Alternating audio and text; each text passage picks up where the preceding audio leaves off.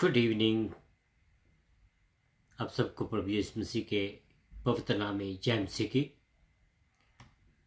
आप सुन रहे हैं the living water programme with pastor Yunus Masih. आपको मालूम है कि जैसे कि हम एवरी सैटरडे या संडे 8 से लेकर 9 बजे तक खुदावंद के वचन की जो मुनादी करते हैं और हम आप लोगों को ये मौका भी देते हैं कि आप लोग हमारे साथ आकर इस वचन को शेयर करें, इन वचनों को सुनें, इन वचनों को आगे अपने रिश्तेदारों को, अपने भाई बहनों को, अपने आसपास के लोगों को, उन तक इस वचनों को पहुंचाएं, जिससे कि जो वचन है वो आप सब लोगों तक पहुंचा सके और लोग जो हैं वो आशीष पा सकें। तो आइए हम आज के इस प्रोग्राम को इस गाने के द्वारा शुरू करते हैं। बहुत प्यारा गाना है, आप सुनते आ रहे हैं इस प्रोग्राम के द्वारा बहुत अच्छे से।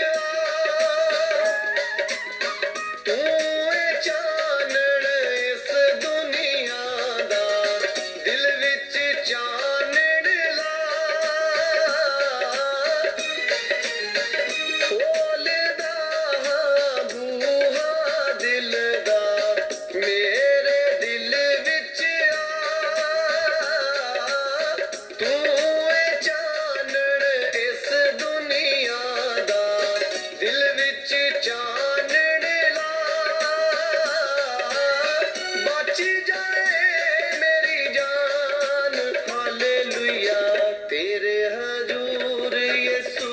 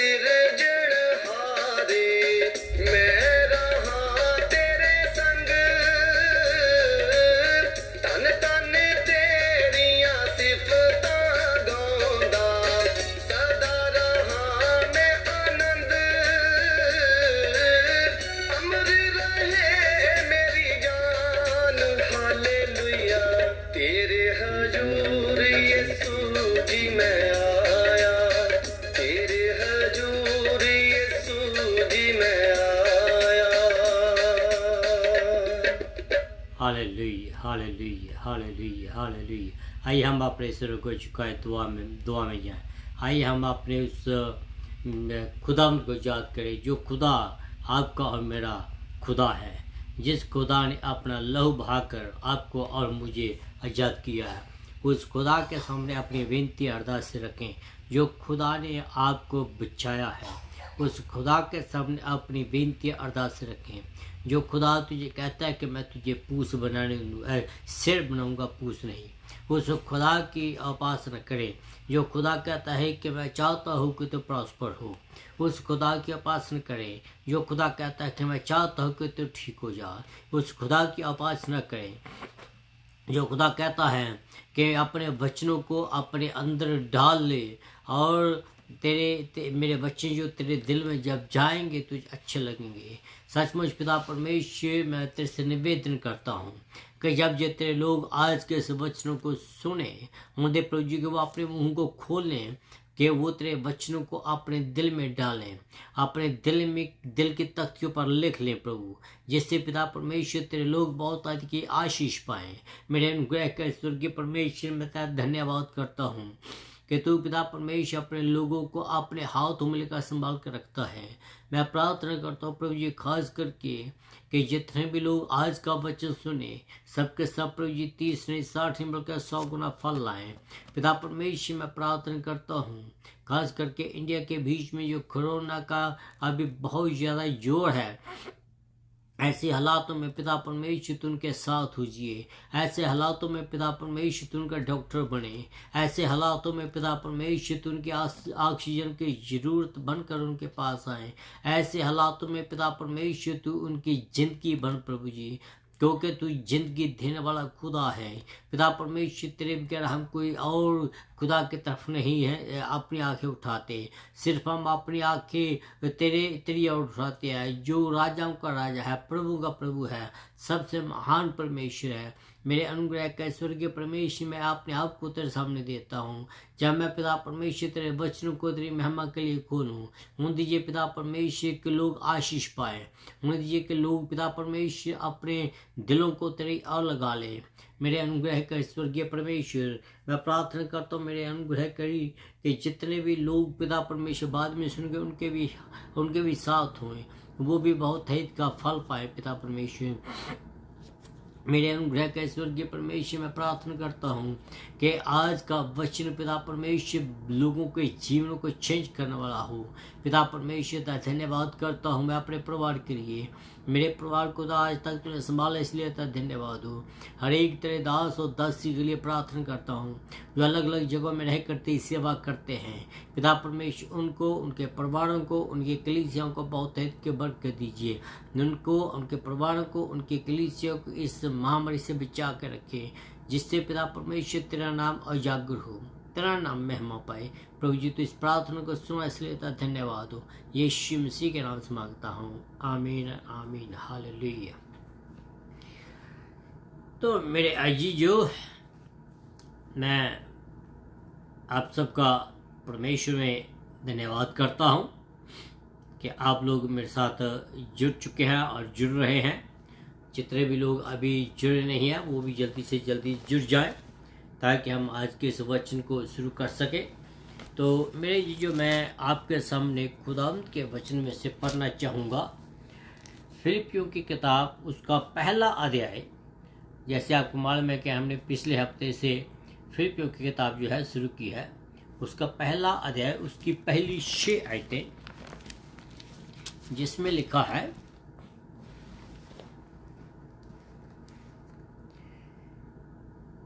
यीशु मसीह के दास पौलुस और थिमोथियुस की ओर से सब पवित्र लोगों के नाम जो यीशु मसीह में होकर फिलिप्पियों में रहते हैं, अध्यक्षों और सेवकों समेत, हमारे पिता परमेश्वर और प्रभु यीशु मसीह की ओर से तुम्हें अनुग्रह और शांति मिले। मैं जब जब तुम्हें स्मरण करता हूँ तब तब अपने परमेश्वर का धन्यवाद करता हूँ। जब कभी तुम सबके लिए विनती करता हूँ तो सदा आनंद के साथ विनती करता हूँ, इसलिए कि तुम पहले दिन से लेकर आज तक सुसमाचार के फैलाने में मेरे सहभागी रहे हो। मुझे इस बात का भरोसा है कि जिसमें मैं अच्छा काम आरंभ किया है, मुझे इस बात का भरोसा है कि जिसने तुम में अच्छा काम आरंभ किया है वही उसे यीशु मसीह के दिन तक पूरा भी करेगा। खुदा अपने वचन के पढ़े और सुने जाने पर आशीष दे, आमीन। सबसे पहले मैं आप सबका इस प्रोग्राम में, जो the living water programme pastor Yunus Masih की तरफ से आप सब लोगों के तक पहुंचाया जाता है,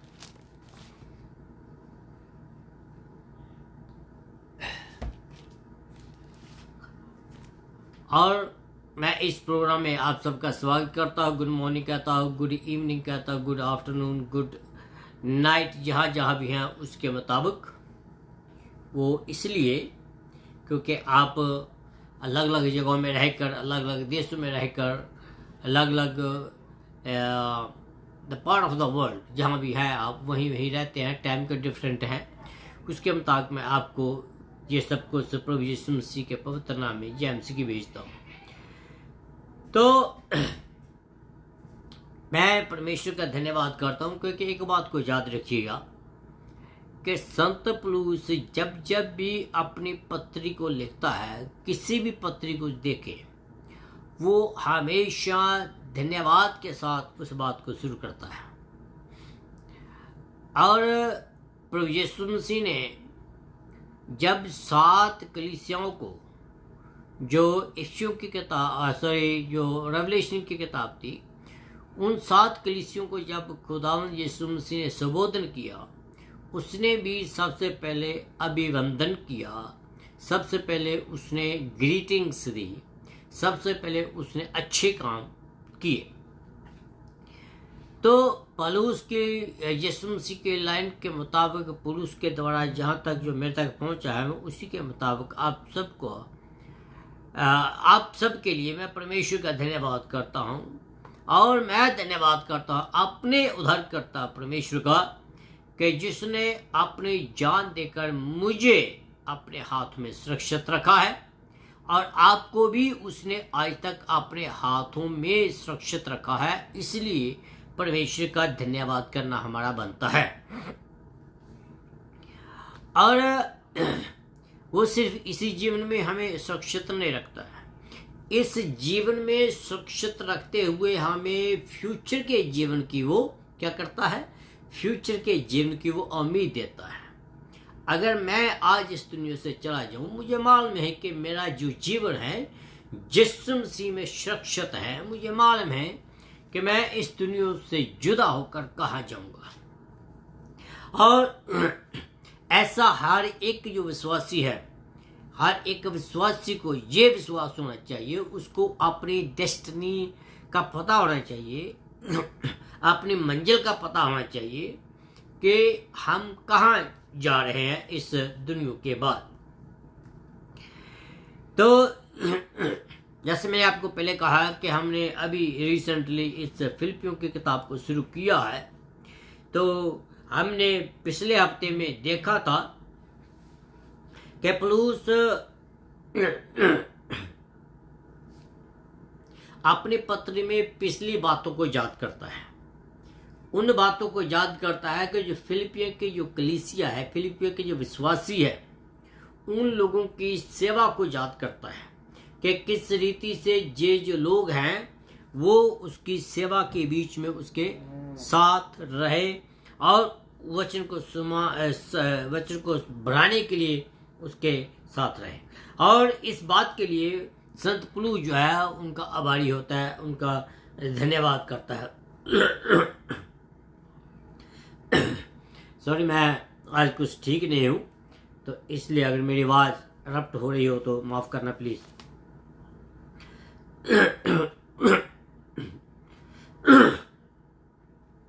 तो आगे बढ़ते हैं और संत पौलुस के हम उन कथनों को देखेंगे जो उसने इन विश्वासियों के बारे में कहे, और वो भी हम आज देखेंगे कि उनकी निजात के बारे में पौलुस क्या कहता है। मेरे अजीजों, जैसे मैंने पहले कहा है कि इस दुनिया का जो जीवन है, चाहे को आदमी 100 रुपया या $100 रोज का कमाता है, जहां वो 10,000 रोज का कमाता है, दैट डजंट मैटर। हमने सबने जो इस दुनिया में आया है, बाइबल के मुताबिक उसने एक दिन मरना है, और वचन में लिखा है कि मरने के बाद उसने अपने परमेश्वर के सामने खड़े होना है। दैट मोमेंट जो है, वो जो समय है, वो बहुत ही जरूरी समय है, बहुत ही महत्वपूर्ण समय है वो। तो आइए हम अपने वचन को लेकर आगे बढ़ते चले जाएं, जहां वो सिर्फ इस बात के ऊपर ज़्यादा जोर नहीं देता है कि हम बचाए गए हैं तो बस इतने बहुत है, बल्कि हमारे बचाने जाने के बाद वो क्या करता है कि वो हमें संभाल कर भी करके भी रखता है। ऐसा नहीं है कि अगर आज उसने मुझे शिफा दे दी है तो मैं शिफा पाने के बाद वो मुझे भूल जाए। हाँ, नहीं, ऐसा नहीं है। वो हमें अपने हाथों में सुरक्षित रखता है। इस बात को हमने बहुत ही समझना बहुत ही हमारे लिए जरूरी है। वो हमें सामर्थ्य देता है कि हमने यीशु मसीह के साथ कैसे चलना है। इस जीवन में सबसे अच्छी आशीष है कि हर एक को वह सुरक्षित रहने के लिए कहता है, पर बहुत सारे लोग को के पास ये सुरक्षा नहीं है, बहुत सारे लोगों के पास ये होप नहीं है, बहुत सारे लोगों को पता नहीं है कि इस दुनिया के बाद हमारा क्या होगा। अगर जिनको पता भी है तो वो इस बात का केयर नहीं करते हैं। पौलुस यहाँ 3 बातें बताता है जो मैं आपके सामने रखना चाहता हूं, जिससे आपको मदद मिल सकती है कि वो हमें किस जगह पर पहुंचाना चाहता है, पौलुस हमें कौन सी जगह पर देखना चाहता है, पौलुस हमारे लिए कितना चिंतित है। ये बातें जो है मैं आपके सामने रखना चाहता हूँ। पहली बात जो है कि मुक्ति का प्रारंभ में, मुक्ति की शुरुआत, वचन में लिखा है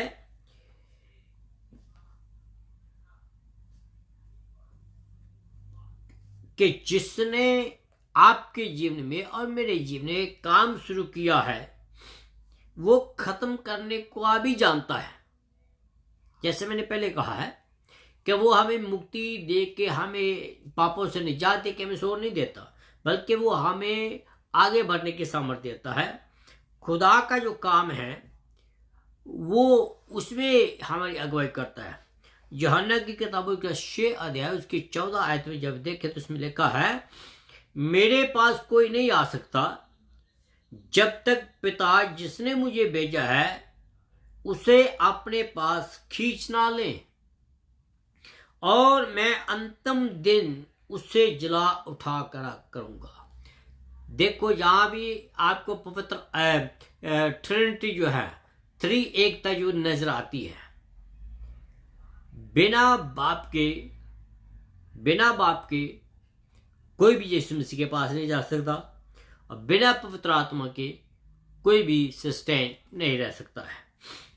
दूसरी बात आप देखते हैं, दया का काम। खुदा ने वो काम किया जो हम खुद नहीं कर सकते थे। अगर मैं कहूं कि मैं किसी बड़े रईस बाप का बेटा हूं या मैं बड़े ऊंचे खानदान का बेटा हूं, तो मेरे खानदानी के कारण मेरा निजात हो जाएगा, या मेरे बाप के कारण मेरी निजात हो जाएगी, तो ये गलत है।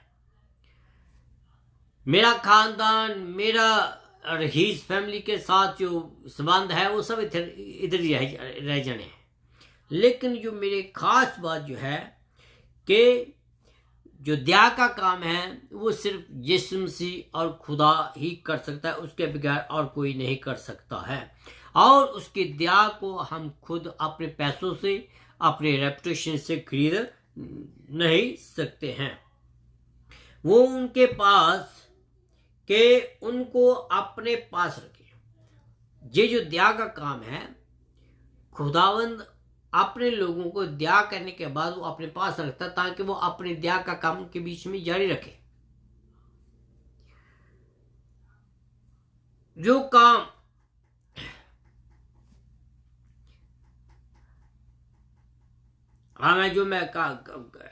जो कमजोर और निर्बुद्ध और भक्तिहीन थे, यहां वैसे में लिखा है जो कमजोर, निर्बुद्ध और भक्तिहीन थे, हम तो अपने कामों के द्वारा पापों में मरे हुए थे।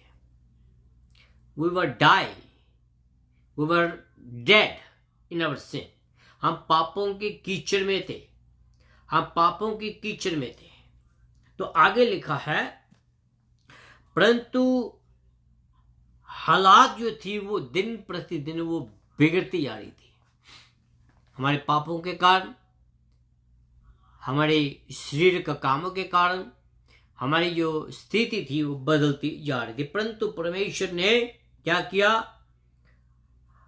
अपने प्रेम को हमारे प्रति इस प्रकार प्रदर्शित किया कि जब हम पापी ही थे परमेश्वर हमारे लिए मरा। ये आप रोमियो की किताब में पढ़ सकते हैं। तीसरी बात है कि उसकी महिमा का काम। पहली हमने देखा था कि उसके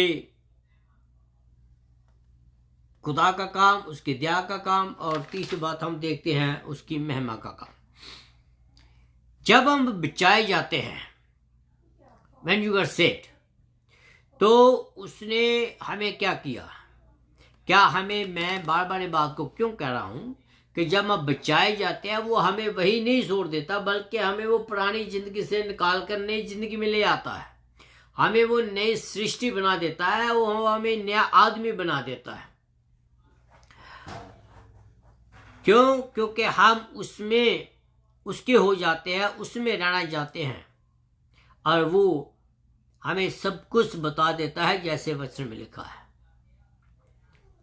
जैसे एक बाप अपने बेटे को सब कुछ बताता है, इन द सेम वे हमारा जो पिता है, स्वर्गीय पिता है, वो आप सबको हर एक वो चीज बताता है जो आपको पता होनी चाहिए। दूसरा पत्रस उसका 1 अध्याय उसके 4 आयत के बीच में अगर आप देखें तो आपको पता चलेगा। उसमें लिखा है, क्योंकि ये जानता हूं कि मेरे डेरे के गिराए जाने का समय अति निकट आ गया है। जैसे कि हमारे प्रभु यीशु मसीह ने मुझ पर प्रकट कर दिया है। वो अपनी मृत्यु के बारे में बात करता है, कहता है कि मेरे ऊपर प्रभु यीशु मसीह ने ये प्रकट कर दिया है कि मैं ज्यादा दिन जीवित नहीं रहने वाला हूं। इसी रीति से ये तो सिर्फ मृत्यु की बात है, इसी रीति से और भी बहुत सारी बातें हैं कि जब खुदा आपके जीवन में करना चाहता है तो वो आपको आगात करता है किसी ना किसी तरीके से। वो बात अलग है कि हम उसको ना समझ पाए, वो बात अलग है कि हम अपने कामों में बिजी हैं और हम उसकी आवाज को पहचान नहीं पाते हैं। तो जब आप प्रभु यीशु मसीह में आ जाते हैं तो पुरानी बातें, पुराने रिश्ते, पुराने यार दोस्त, पुराना स्वभाव, पुराने ख्यालात जो है सब जाते रहते हैं। तो क्या होता है, जब ये सब चले जाते हैं तो हमें फिर एक नया परिवार मिल जाता है, नई जिंदगी मिल जाती है, हमें आज़ादी मिल जाती है, हमें नया परिवार मिलता है, हमें नए यार दोस्त मिल जाते हैं, हमें जहाँ तक के स्वर्गीय पिता भी हमें मिल जाता है। हमें सबसे बड़ी बात है कि हमें क्षमा मिल जाती है। हमारा जो जीवन है वो उज्जवल हो जाता है, हमारा जो फ्यूचर है वो ब्राइट हो जाता है। तो इसलिए उसकी महिमा का जो काम है वो हमारे में वो प्रकट करता है। तो पहली बात हमने देखी थी कि उसकी जो निजात है उसकी शुरुआत। हमने दूसरी बात देखते हैं कि मुक्ति का निरंतरता। ठीक है, मुक्ति जो है, जो निजात जो है आपके जीवन में, ये एक दिन का काम नहीं है। जैसे मैंने पिछले हफ्ते भी ये कहा था कि ऐसा नहीं है कि बस आज मिल गई तो कल खत्म, नहीं, ये कंटिन्यूस प्रोसेस है। इसको हम आगे देखते हैं कि ऐसा नहीं है कि अगर आज आपने तौबा कर ली है या बपतिस्मा ले लिया है तो आपको सीधी स्वर्ग की टिकट मिल गई है। नहीं, ये मैं विश्वास नहीं करता हूं ऐसा, कि बहुत सारे लोग हैं जो विश्वास करते होंगे, लेकिन मैं ऐसा विश्वास नहीं करता हूं। क्योंकि जो तौबा का काम है, जो सेंटिफिकेशन का काम है, जो पवित्र करने का काम है, वो लगातार हर रोज हमारे जीवन में चलता रहता है। और निजात का काम जो है वो कभी खत्म नहीं होता। एवरी डे खुदा हमें तराशता रहता है, हमें वो शार्प करता रहता है हर रोज। वो हमें हर रोज अपने में बढ़ाता रहता है, हमें वो कहता कि मेरे में आगे बढ़ो। जहाँ एक प्रोसेस है, जैसे मैंने कहा, प्रक्रिया है, एक कानूनी कार्रवाई है जिसको हम कह सकते हैं कि पवित्रीकरण जो है वो हमारा होना चाहिए। जैसे कि अगर आप पढ़ना चाहें तो पहला यूहन्ना उसके 3 अध्याय उसके 2 आयत पढ़ सकते हैं। इसमें लिखा है, प्रियो, परमेश्वर की संतान हैं और अब तक ये प्रियो, हम परमेश्वर की संतान हैं और अब तक ये प्रकट नहीं हुआ कि हम क्या होंगे, पर ये जानते हैं कि जब वह प्रकट होगा तो हम उसके समान होंगे। क्यों? क्योंकि हम उसको ठीक वैसा ही देखेंगे जैसा वो है। हम अपने परमेश्वर को ठीक वैसा ही देखेंगे जैसा वो है। ये मेरा कहना नहीं है, ये बाइबल हमें बताती है कि बाइबल ऐसा कहता है, यीशु मसीह का कहना है जी, संत पौलुस जो का है उसका कहना है जी। तो जैसा वो है हम वैसा ही उसको देखेंगे। हम खुदा के बारे में जैसा वो सोचता है हम वैसा ही सोचेंगे, जैसा वो देखता है हम वैसा ही देखेंगे, जैसा वो काम करता है वैसा ही हम काम करेंगे। मीनिंग हम 24/7 we will see his face continuously, just not only continuously we see his face। हमारा काम जो वहाँ है वो सिर्फ उसके सामने खड़े होना नहीं है, हमारा काम जो है लगातार उसकी उपासना करते रहना है, उसके हमदोसना करते रहना है स्वर्ग में जब हम जाएंगे। तो पहला बात हम देखा था कि प्रोसेस है, एक प्रक्रिया है। फिर दूसरी बात हम देखते हैं ये एक योजना है। ओके, खुदा के पास मेरे और आपके लिए एक खास योजना है।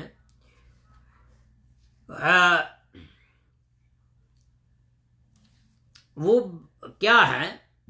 योजना जो है उसके पास हमारे लिए फिजिकल, फाइनेंशियल एंड स्पिरिचुअल योजना है। 3 योजना है। वो जब हम उसके पास आ जाते हैं, जब हम उसके बेटे बन जाते हैं, जब हम उसके औलाद बन जाते हैं, वो चाहता है कि हम फिजिकली भी फिट रहें, वो चाहता है कि हम स्पिरिचुअली भी फिट रहें, वो चाहता है कि हम फाइनेंशियली भी फिट रहें। तो अगर इसमें कुछ प्रॉब्लम आती है तो आगे हम देखते हैं कि क्या होगा। फिजिकल वो चाहता है इसलिए कि हम सेहतमंद रहें, फाइनेंशियली वो चाहता है कि हम देने वाले बने ना कि लेने वाले, और आत्मिक वो हमें इसलिए वो चाहता है कि हम आत्मा में बढ़ते चले जाएं। प्रभु यीशु मसीह जो है बाइबल के बीच में बहुत बार उसने उदाहरण दी है कि अगर कोई पेड़ फल नहीं देता है तो वो उसको काट डालता है और उसको आग में फेंक देता है।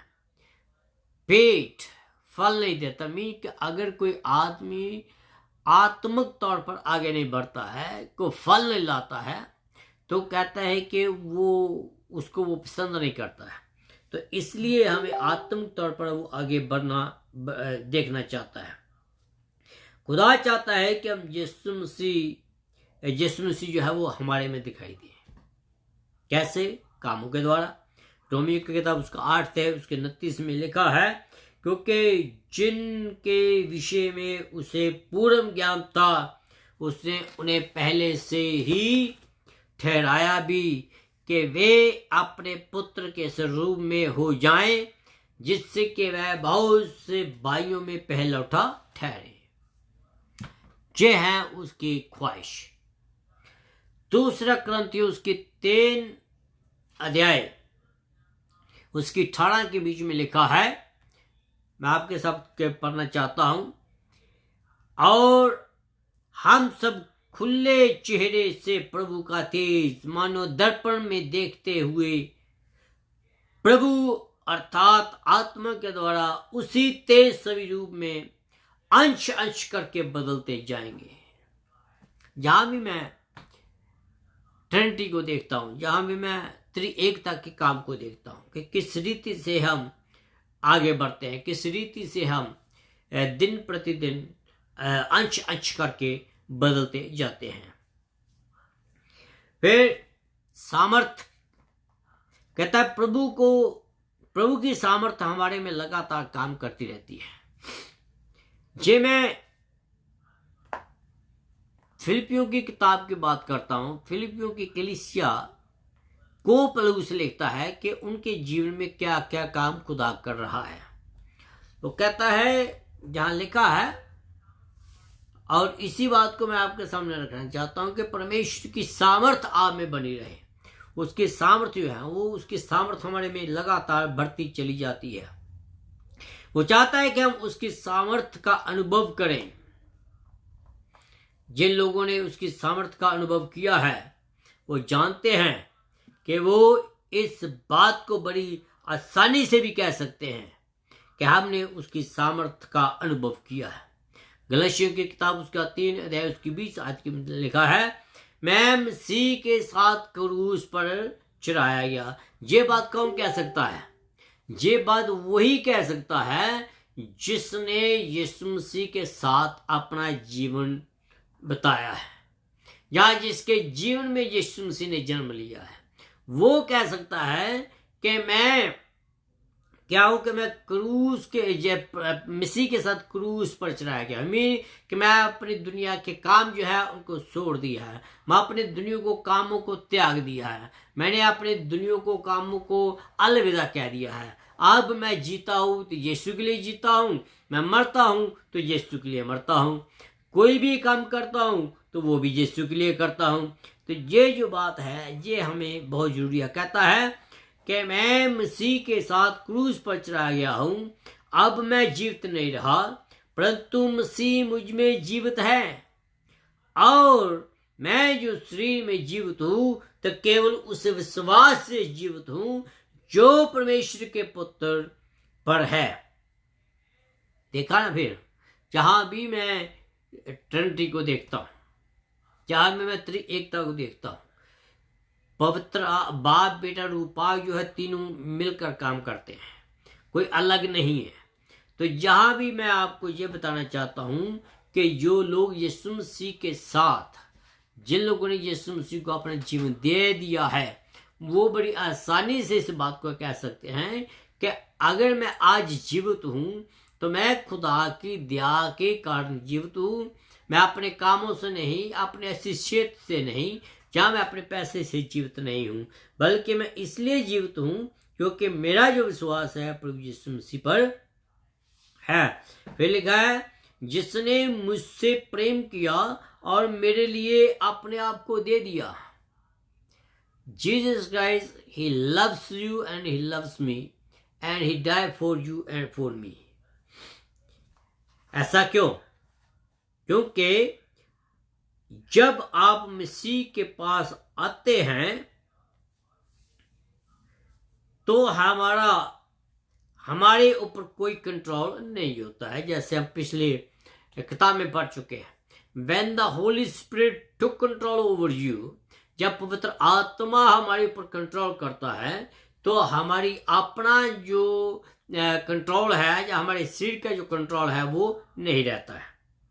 So that's why it's very very important कि हमने उसकी जो सामर्थ्य है उसकी सामर्थ्य को पूरा अनुभव करना है अपने जीवन में कि क्या है। हम जो लोग हैं, जब हम रुबानी दुआएं करते हैं तो हम उसमें एक बात जरूर कहते हैं कि तेरी मर्जी पूरी हो। तेरी मर्जी, उसकी मर्जी तब पूरी होगी ना जब मैं अपनी मर्जी को मारूंगा। तो जब मेरी मर्जी मेरे में रहती है तो खुदा की मर्जी कहाँ से पूरी होगी। तो इसलिए खुदा की मर्जी को पूरा करने के लिए हमें अपनी मर्जी को मारना बहुत ही जरूरी है। तो ये बात जो है वचन हमें ये कहता है। फिर तीसरी बात हम देखते हैं, जो मुक्ति का समापन लिखा है कि उसी को मुक्ति का काम खुदा के दिन तक पूरा ना होना, उसके लिए भी खुदा के पास योजना है।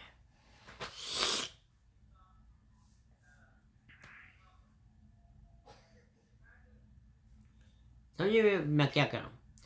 मैंने कि जब खुदा आपको बचा लेता है, वो अपना काम जरूर करता है और वो काम आपके जीवन में लगातार जारी रहता है, और उसके लिए भी खुदा की जो योजना आपके जीवन में है वो बहुत ही जरूरी है।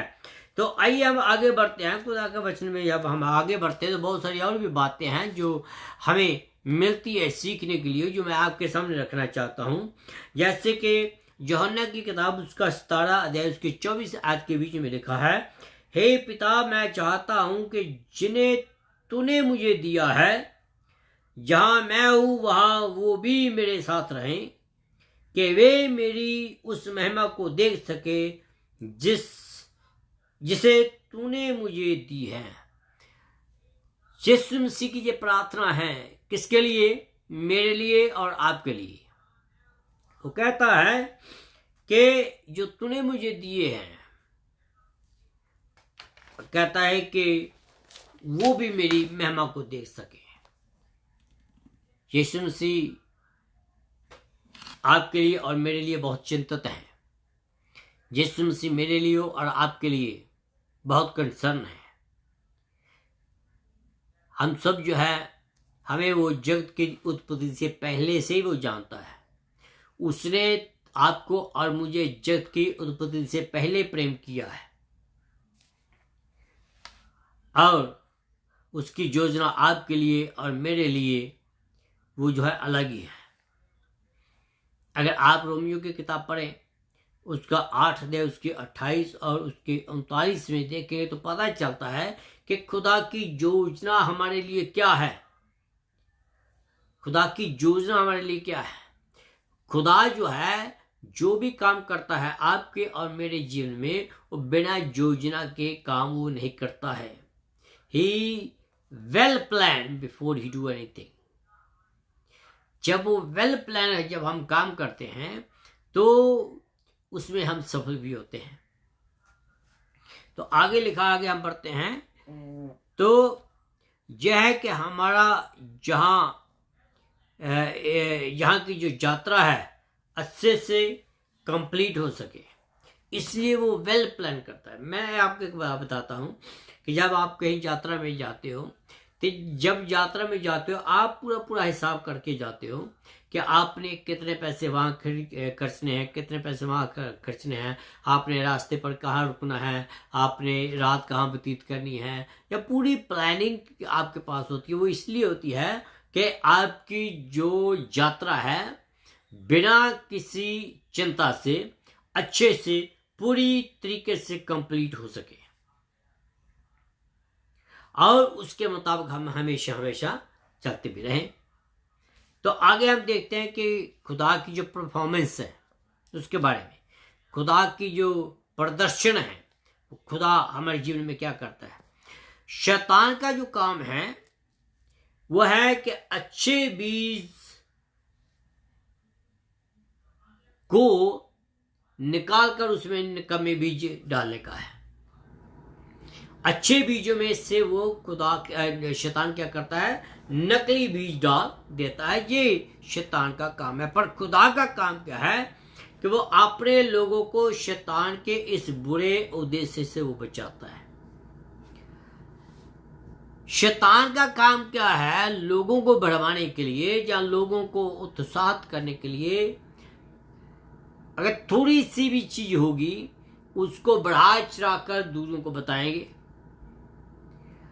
अभी जो सिचुएशन चल रही है पैलेस्टीन और इसराइल के बीच में, इस सिचुएशन को बहुत कम लोग जानते हैं असली, खास करके जो इसराइल और पैलेस्टीन से बाहर है। और वो क्या करते हैं कि वो वीडियो को देख देख कर अपनी असेसमेंट लगाते रहते हैं। अपनी असेसमेंट देख के वो कहते हैं उसके साथ वो खड़ा हो गया, उसके साथ वो खड़ा हो गया, उसके साथ वो नहीं है, उसके साथ वो है, उसके इतने रॉकेट डाले, उसने इतने डिस्ट्रॉय किए। सब बातें जो है वो अपने मन से बनाते रहते हैं, ज़्यादा से ज़्यादा और बढ़ा कर कि जो आम आदमी है उसके जीवन में नफरत डालते हैं। ये काम जो है शैतान का है। शैतान का काम जो है नफरत डालना है। जो खुदा का काम है, खुदा का काम नफरत डालना नहीं है। और जितने भी, अगर आप सोशल मीडिया को खोलें आपको सोशल मीडिया में यही मिलेगा, ये हो रहा है, वो हो रहा है, ये सब कुछ ऐसा ही दिखाई देगा आपको।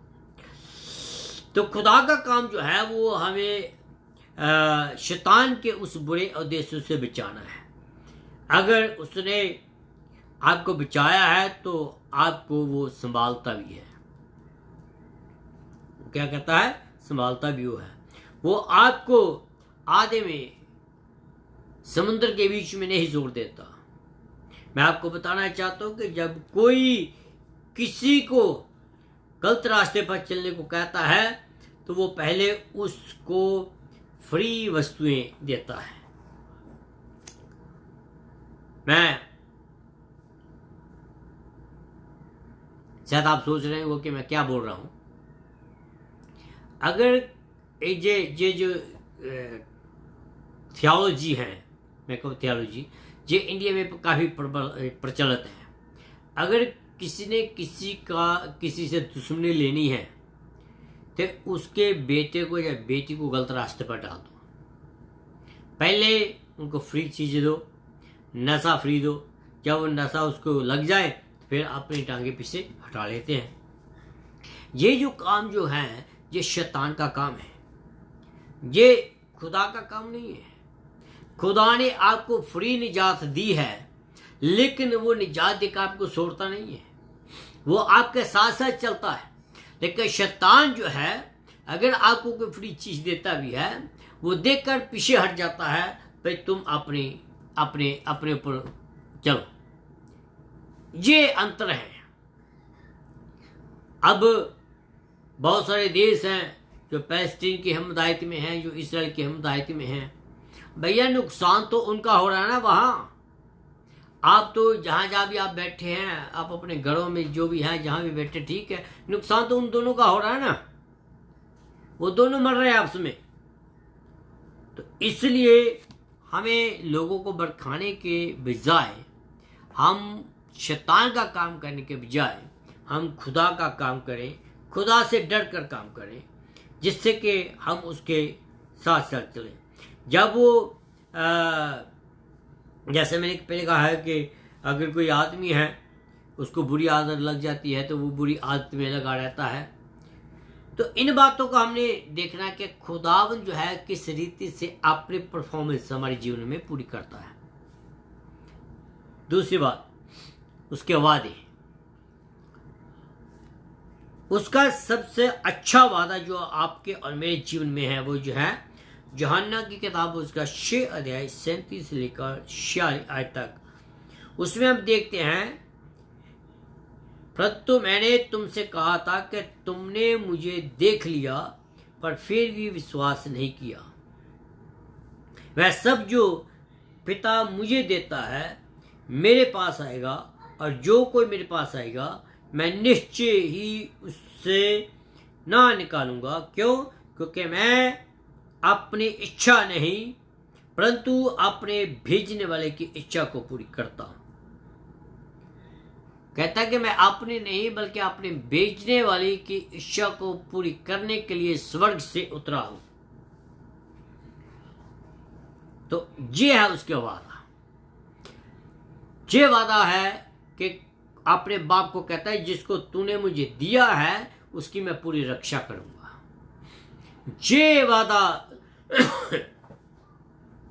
इस्राएल के साथ खुदा ने किया है कि मैं तुम्हें कभी नहीं छोड़ूंगा।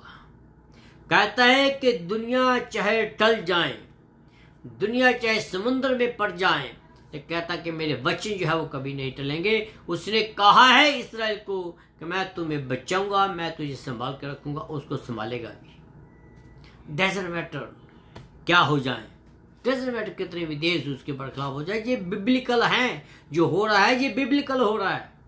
बाइबल में लिखा है, भविष्यवाणी की है आज से 2000 साल पहले की, और ये होना ही है।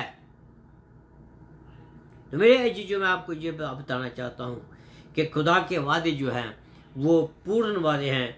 वो कभी भी किसी को अकेला नहीं छोड़ता। उसने जो कुछ भी कहता कि जो कुछ भी मुझे पिता ने दिया उसको मैं ना खाऊंगा, परंतु अंतिम दिन में उससे जिला उठा करूंगा। ये यकीन जाने कि हमारी निजात है, और निजात खुदा के हाथों में है। हम अपनी ताकत से कुछ नहीं कर सकते, हम अपनी ताकत से कुछ जंग नहीं जीत सकते। इवन इस्राएल जो है वो अपनी ताकत से जंग नहीं जीत सकता। वो जंग जीतता है, जीतेगा और जीत आया है, और वो जंग जो है यीशु मसीह की सामर्थ्य से वो जीतेगा, खुदा की सामर्थ्य से जीतेगा। संत पौलुस जो है फिलिपियों की पत्री को, फिलिपियों के कलीसिया को ये बातें बताता है कि मैंने तुम्हारे बीच में ये बातें लिखी है, तुम विश्वास में बने रहो, और जो है ये बातें मैंने आपके लिए लिखी है। क्यों? क्योंकि तूने मेरे लिए बहुत कुछ काम किया है, मेरी सेवकाई में बहुत सारा काम किया है। वो इसलिए वो कहता है कि तुम पहले दिन से सेवकाई के बीच में मेरे साथ रहे। मेरे जीजो, मैं आपको ये इनकरेज करना चाहता हूँ कि आप खुदावंद की जो निजात है उसमें उसकी और ध्यान दें, दुनिया की और ध्यान देना छोड़ दें, खुदावंद की और अपना ध्यान दें, और खुदावंद आपको बहुत की बरकत देने वाला है। सॉरी, आज मैं अपनी पूरी स्ट्रेंथ में नहीं था, वो इसलिए कि मैं ठीक नहीं हूँ थोड़ा, लेकिन कल खुदा की कृपा से मैं अपनी पूरी स्ट्रेंथ में आऊँगा, और खुदावंद हमें सबको बरकत देगा। तो मैं आपको ये इनकरेज करना चाहता हूँ कि आप प्लीज़ सैटरडे संडे आप जो है वो मेरे साथ बने रहिएगा, और वेडनेसडे को मैं रेडियो शान के ऊपर आता हूँ, तो वहाँ भी आप मेरे साथ जुड़िएगा। खुदावंद आप सबको बरकत दे। आमीन।